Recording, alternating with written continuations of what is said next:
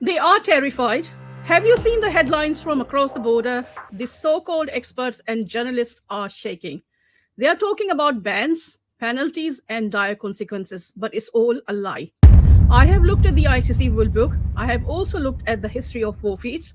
This isn't about the rules, it's about the money. Without Pakistan, their $1 billion broadcast deals go up in smoke. They aren't protecting cricket, they are protecting their pockets by bullying Pakistan with fake propaganda. Today, I'm going to expose the fake journalist leading this smear campaign. The truth starts now. Don't let them scare you. Tonight, we have a special guest with us. She is recognized as Asia's first female cricket commentator. She delivers live commentary and technical analysis.